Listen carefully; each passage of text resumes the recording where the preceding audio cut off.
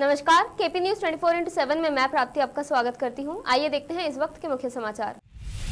स्वास्थ्य और चिकित्सा शिक्षा मंत्री डॉक्टर के सुधाकर ने बुधवार को कोविड-19 की दूसरी लहर के बाद कर्नाटक के विभिन्न जिलों के दौरे के दौरान बिदर पहुंचे। बिदर में लॉकडाउन की सख्ती जारी, सड़क रही सूनी, नगर सभा ने वसूला जुर्माना।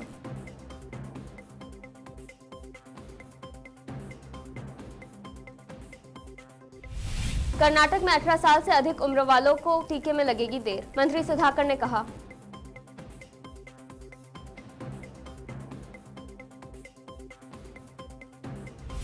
गुजरात के भरूच में कोविड-19 अस्पताल में लगी आग, 12 की मौत, लोगों में मची भगदड़ी।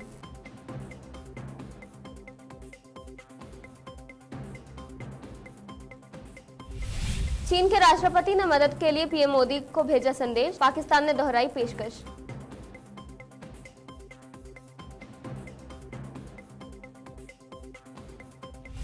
लालू प्रसाद यादव जेल से हुए रिहा, पर इलाज के लिए दिल्ली एम्स में रहेंगे भर्ती।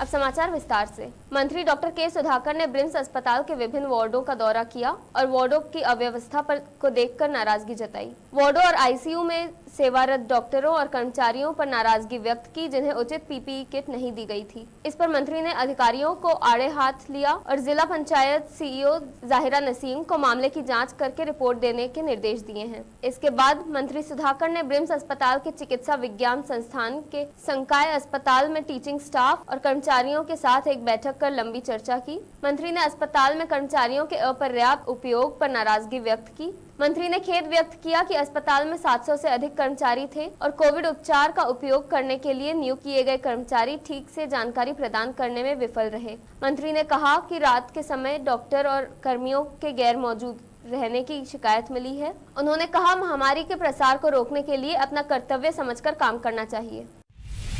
बिदर में लॉकडाउन में सख्ती जारी, शहर में अस्पतालों के आसपास कुछ होटल और मेडिकल की दुकानें खुली रहीं। इन होटलों में मात्र पार्सल सेवा जारी है। सड़क पर बेकार घूमने वालों पर पुलिस की सख्ती और इसके अलावा मास्क न लगाने और नियमों का पालन न करने वालों से वसूला गया जुर्माना। शहर की विभिन्न सड़कों पर नाकाबंदी कर पुलिस द्वारा जाँच की जा रही है। वहीं लोग सड़कों पर न निकले, इस पर जोर दिया जा रहा है। कर्नाटक के स्वास्थ्य मंत्री डॉक्टर के सुधाकर ने कहा कि राज्य में 1 मई से शुरू होने वाले 18 साल से ऊपर के लोगों के टीकाकरण में देरी हो सकती है। देरी का कारण बताते हुए उन्होंने कहा कि अभी तक टीके नहीं आए हैं। उन्होंने कहा कि हमने पुणे में 1 करोड़ से अधिक खुराक के लिए सीरम संस्थान को आदेश दिए हैं, लेकिन वे इसे कल से हमें देने के लिए तैयार नहीं है। उन्होंने टीकाकरण के लिए नामांकन करवा चुके लोगों से टीकाकरण केंद्रों पर भीड़ नहीं लगाने का अनुरोध किया है। मंत्री ने कहा कि टीकों के आगमन के बारे में सीरम इंस्टीट्यूट ऑफ इंडिया से पुष्टि के बाद सरकार लोगों को सूचित करेगी। मंत्री ने कहा कि हम पहले ही पुणे में सीरम इंस्टीट्यूट ऑफ इंडिया द्वारा निर्मित कोविशील्ड की 1 करोड़ खुराक खरीदने के लिए 400 करोड़ रुपए का भुगतान कर चुके हैं। उन्होंने बताया कि सीरम संस्थान 1 महीने में 5 से 6 करोड़ खुराक का उत्पादन करने की क्षमता रखता है, जबकि हैदराबाद स्थित भारत बायोटेक 1 से 1.5 करोड़ खुराक का उत्पादन कर सकता है। दिल्ली के बत्रा अस्पताल में शनिवार दोपहर एक डॉक्टर समेत कई कोविड-19 मरीजों की मौत कथित तौर पर ऑक्सीजन की कमी के कारण हो गई है। इस सप्ताह में दूसरी बार ऑक्सीजन की कमी के चलते मरीजों को अपनी जान गंवानी पड़ी है। दिल्ली हाईकोर्ट में राजधानी दिल्ली में गहराते ऑक्सीजन संकट पर चल रही सुनवाई के दौरान अस्पताल के अधिकारियों ने बताया कि ऑक्सीजन रिसप्लाई के लिए टैंकर अस्पताल में दोपहर 1:30 बजे पहुंचे, जिसके कारण अस्पताल के मरीज करीब 80 मिनट तक बिना ऑक्सीजन के ही रहे। कोर्ट को अस्पताल ने बताया कि दोपहर 1:45 बजे ऑक्सीजन के टैंकर खत्म हो गए थे। सप्लाई दोपहर 1:30 बजे पहुंची और हमारे मरीज करीब 80 मिनट तक बिना ऑक्सीजन के ही रहे। गुजरात के भरूच में एक कोविड-19 अस्पताल में आग लग गई। इस घटना में 12 लोगों की मौत हो गई है। घटना के बाद मरीजों को यहां से दूसरी जगह शिफ्ट किया गया है। आग लगने के कारण का फिलहाल पता नहीं लग पाया है। पुलिस का कहना है कि रात करीब 12:30 बजे पटेल वेलफेयर हॉस्पिटल में आग लग गई थी, जिसमें 12 मरीजों की झुलसने से मौत हो गई है।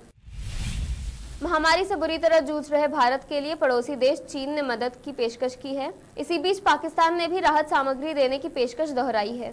बड़े अरसे बाद चीन के राष्ट्रपति शी जिनपिंग ने पीएम नरेंद्र मोदी को संदेश भेजा और महामारी को लेकर संवेदना प्रकट की। उन्होंने दूसरी लहर से निपटने के लिए चीन की ओर से मदद की पेशकश भी की। चीन की सरकारी न्यूज एजेंसी शिन्हुआ के मुताबिक राष्ट्रपति जिनपिंग ने पीएम मोदी को भारत में महामारी को लेकर भेजे संदेश में कहा कि चीन महामारी के खिलाफ भारत को मजबूती देने के लिए समर्थन और मदद देना चाहता है। पाकिस्तान ने राहत सामग्री देने की पेशकश दोहराई है। इस बीच पाकिस्तान ने भारत को राहत सामग्री देने की अपनी पेशकश दोहराते हुए कहा कि दोनों देश महामारी से पैदा हुई चुनौतियों का सामना करने में भविष्य में आपसी सहयोग के तरीके तलाश सकते हैं। पाकिस्तानी विदेश मंत्रालय के प्रवक्ता जाहिद हफीज चौधरी ने कहा कि पाकिस्तान भारत को तुरंत ventilator, digital xray machine, PPE kit और संबंधित सामग्री भेजने को तैयार है। पिछले सप्ताह पीएम इमरान खान ने मदद की थी पेशकश। अब वक्त है एक ब्रेक का।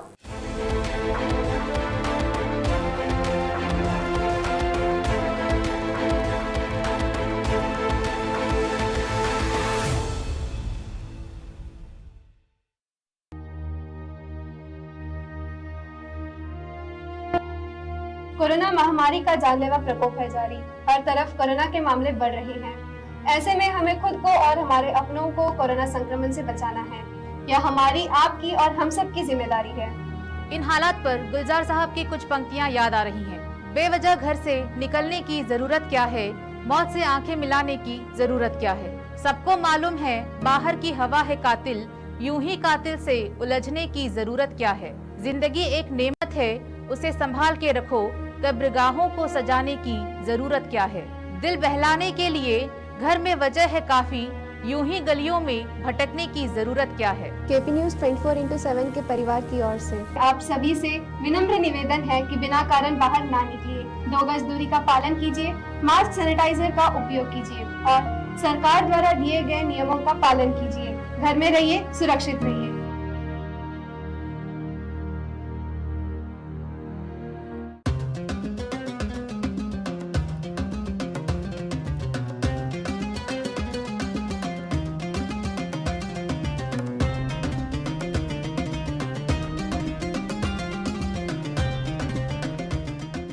ब्रेक के बाद आपका फिर स्वागत है। आइए देखते हैं आगे के समाचार।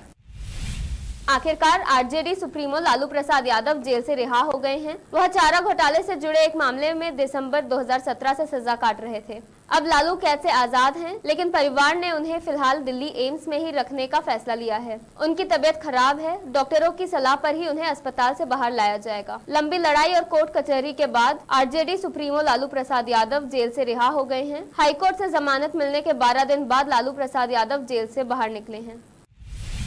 महाराष्ट्र के पुणे शहर में कोरोना के कहर के बीच इंसानियत नदारद दिखी। यहाँ मां के शव के पास 2 दिन तक उनका 1.5 साल का बच्चा बिलखता रहा, लेकिन संक्रमण और बीमारी के डर से कोई भी उसके आसपास नहीं गया। बाद में पुलिस पहुंची और 2 महिला कांस्टेबलों ने नन्हे शिशु की मां की जिम्मेदारी निभाई। दरअसल आस पड़ोस के लोगों के बीच मृतक महिला को लेकर आशंका थी कि उनकी मौत कोरोना से हुई है। हालांकि अब तक यह बात साफ नहीं है। बच्चे का कोविड टेस्ट भी नेगेटिव है। वक्त के सितम से अनजान नन्हा बच्चा मृतक मां के शव के पास बैठा रहा, लेकिन बगल में बैठे 1.5 साल के मासूम की पड़ोसियों ने तब तक सुध नहीं ली जब तक इस घर से आ रही बदबू ने परेशान नहीं किया। मकान मालिक के कॉल पर पुलिस पहुंची और बच्चे को गोद में उठाया।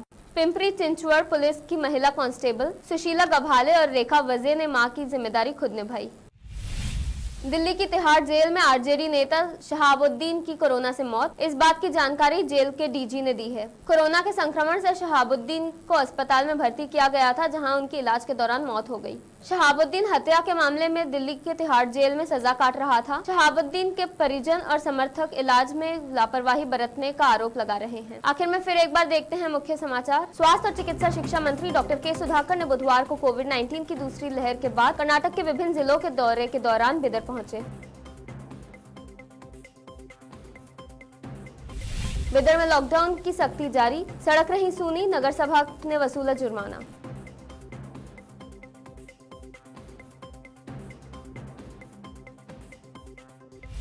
कर्नाटक में 18 साल से अधिक उम्र वालों को टीके में लगेगी देर, मंत्री सुधाकर ने कहा।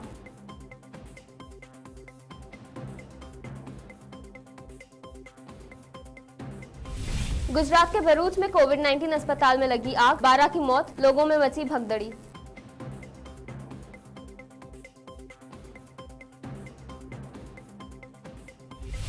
चीन के राष्ट्रपति ने मदद के लिए पीएम मोदी को भेजा संदेश, पाकिस्तान ने दोहराई पेशकश।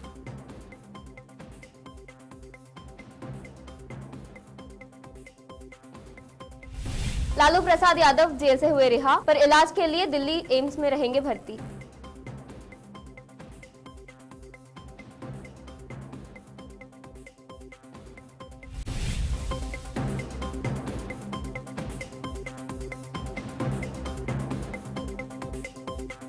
केपी न्यूज में फिलहाल इतना ही। देश प्रदेश के समाचारों के लिए देखते रहिए केपी न्यूज 24/7। धन्यवाद।